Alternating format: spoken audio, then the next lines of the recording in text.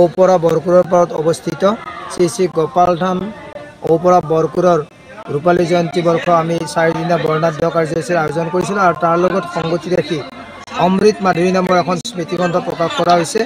আজি ইতিমধ্যে স্মৃতিগ্ৰন্থখন প্ৰকাশ হৈ গ'ল। এই স্মৃতিগ্ৰন্থখনত আমি সন্নিৱিষ্ট কৰিছোঁ এই থানখনৰ ইতিহাস, এই অঞ্চলৰ ইতিহাস, এই থানখনৰ প্ৰয়াত প্ৰতিষ্ঠাপক ব্যক্তিসকলৰ একোটা জীৱন পৰিক্ৰমাকে ধৰি ইয়াৰ ভূমিদাতা ৰজনীন্দ্ৰ আহমেদকে ধৰি আমি বিভিন্ন প্ৰবন্ধ সন্নিৱিষ্ট কৰিছোঁ। যিহেতু ঘগ্ৰাবাৰ এই অঞ্চলটো বড়ো মুছলিম হিন্দু সমন্বিতে বিভিন্ন জনগোষ্ঠীৰ মিলনভূমি আৰু সেয়েহে আমি বড়োসকলৰো এটি প্ৰবন্ধ সন্নিৱিষ্ট কৰিছোঁ তেওঁলোকৰ বৈশাগু উৎসৱৰ ওপৰত আৰু ইত্যাদিকে ধৰি বিভিন্ন প্ৰবন্ধ, গীতা বিষয়ক প্ৰবন্ধ, নামঘৰৰ ওপৰত প্ৰবন্ধ, শ্ৰীমন্ত শংকৰদেৱৰ কৃষ্টি সংস্কৃতি সভ্যতাৰ ওপৰত প্ৰবন্ধ, এই অঞ্চলৰ সভ্যতা সংস্কৃতিৰ ওপৰত প্ৰবন্ধ, কবিতা আমি সন্নিৱিষ্ট কৰি এখন অমৃত মাধুৰী নামৰ স্মৃতিগ্ৰন্থ উলিয়াইছোঁ আৰু সেই স্মৃতিগ্ৰন্থখন ইতিমধ্যে উন্মোচনী কৰা হ'ল।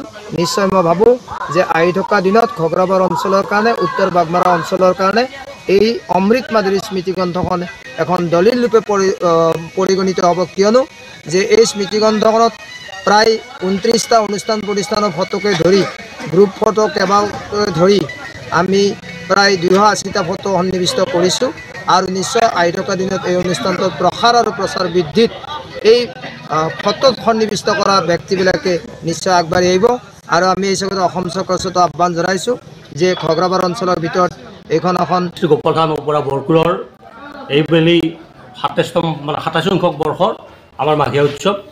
আচলতে আমাৰ 2 বছৰ আগতেই ইয়াত আমাৰ ৰূপালী জয়ন্তী উৎসৱ পালন কৰিব পাৰিব লাগিছিল, কিন্তু বিশ্বজুৰি হোৱা যি সন্ত্ৰাস, ক'ভিডৰ যি সন্ত্ৰাস, সেই সন্ত্ৰাসৰ ফলত বিশ্বৰ জনসাধাৰণৰ যিদৰে জীৱন বিধ্বস্ত হৈ পৰিছিল, ঠিক একেদৰে আমাৰ ইয়াতো মানুহবিলাকৰ জীৱন যাত্ৰা বিধ্বস্ত হৈ পৰিছিল।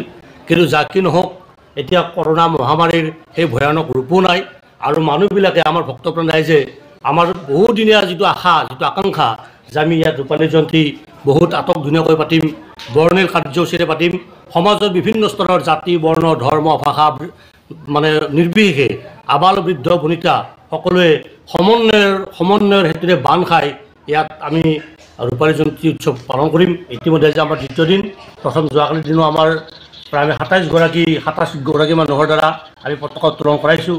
আজিও বিভিন্ন অনুষ্ঠান ইতিমধ্যে হৈ গৈছে, স্মৃতিগ্ৰন্থ উন্মোচন হৈ গৈছে, ৰাজহুৱা ভোগ বিতৰণ হৈ গৈছে। এতিয়া আজি আৰু সন্ধিয়া আমাৰ নাগাৰা নামৰ 2জন শিল্পীয়ে নাগাৰা নাম পৰিৱেশন কৰিব। অহাকালিও আমাৰ অনুষ্ঠান আছে, পৰহি অনুষ্ঠান আছে।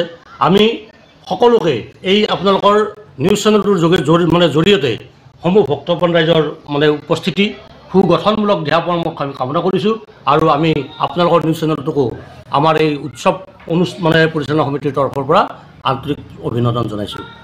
থানখনৰ উন্নয়নৰ ক্ষেত্ৰত বা পথলৈ অহা যিটো যাতায়াতৰ ব্যৱস্থাৰ পথ একদম জৰাজীৰ্ণ, এই ক্ষেত্ৰত চৰকাৰক কিবা আহ্বান জনাব নেকি? আমি চৰকাৰক আহ্বান জনাম, কাৰণ এই ৰাস্তাটো অতি ব্যস্ততাপূৰ্ণ ৰাস্তা, কাৰণ এই ৰাস্তাটোৰ লগত সংলগ্ন হৈ আছে 2-3খনকৈ ব্যক্তিগত খণ্ডৰ শিক্ষানুষ্ঠান, এটা ডাঙৰ নামঘৰ আছে, ইয়াত আমাৰ থানখন আছে আৰু ইয়াৰ ওচৰে পাঁজৰে এক প্ৰকাৰ এটা চাৰিআলিত পৰিণত হৈছে। আমি কেইবাখনো গাঁৱৰ মানুহ ইয়াত এই ৰাস্তাটোৰে অহা যোৱা কৰোঁ, কিন্তু ৰাস্তাটো যি ধৰণে আজি তাৰিখত ডেভেলপ হ'ব লাগিছিল, যিটো উন্নতি হ'ব লাগিছিল, অসম চৰকাৰে যিটো উন্নয়নৰ কথা কৈ আছে বা সেই ধৰণে কিন্তু আমাৰ আজি তাৰিখলৈকে ৰাস্তাটো উন্নয়ন হোৱা নাই। গতিকে এই ৰাস্তাটো আমি আশা কৰোঁ গড়কাপ্তানি বিভাগেই হওক, PWD ডিপাৰ্টমেণ্টেই হওক বা আমাৰ এই সমষ্টিৰ সন্মানীয় মন্ত্ৰী জয়ন্ত মল্ল বুঢ়াদেৱক আপোনালোকৰ চেনেলৰ যোগেদি আমি অনুৰোধ জনাইছোঁ যাতে এই ৰাস্তাটো অতি শীঘ্ৰেই পকীকৰণ কৰি আমাৰ মানুহখিনিৰ অহা যোৱা যিটো ব্যৱস্থা, সেই ব্যৱস্থাটো সুচল কৰি দিয়ে যেন।